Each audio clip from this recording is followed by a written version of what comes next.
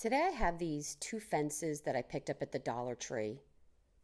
I'm going to take a straight edge and mark off about 2 3/4 from the top.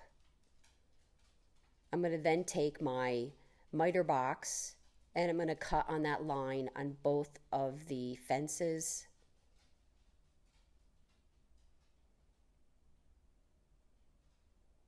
This miter box is a great tool for you to have for just these quick little cuts. And then I took a sander and just sanded off the end to make it a little smooth. As you can see, it's not quite 3 inches from the top.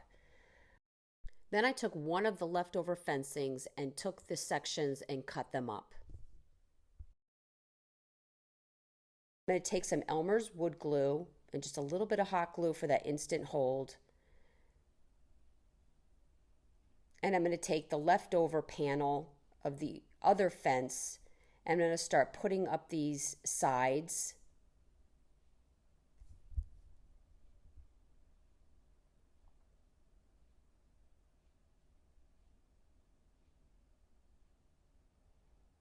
The picket fence ends are going to go on either side of the longer edge, and then the smaller slats are going to be stacked on one another in the front and then in the back. You're going to have this little box.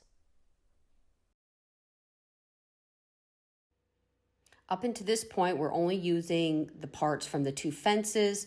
We will be adding a few other items, but they all can be found at the Dollar Tree. I'm going to take two popsicle sticks and on the underside, to tip it over. I'm going to use a little bit of Elmer's glue and again some hot glue for that instant hold. And I'm going to glue the popsicle sticks on either side of the base. I'm going to take two Jenga blocks and I'm going to glue them on the back side of my box where the popsicle sticks come out, one on each side.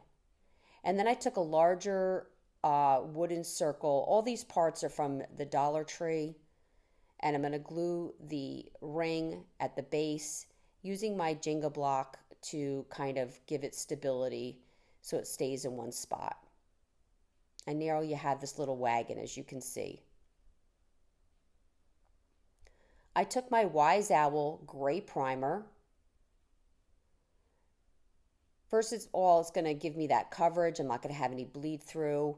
And I love the color. So it's kind of, one paint. I did 2 coats. And I used a foam brush, which made it very easy to get into these slats. I found this sign at the Dollar Tree. It came in a bundle of several different wordings. And this says Farm Fresh. I painted it black. I'm going to make this very simple and just glue it to the one side of my little, I guess you'd call it a wheelbarrow. And then I found these pumpkins at Hobby Lobby and filled them in the top. I really hope you enjoyed this video. For other tutorials, go check us out on YouTube. You can now watch all our videos at chalkitupfancy.com. For any paint products, tissue paper transfer, or mesh stencils, chalkitupfancy.com.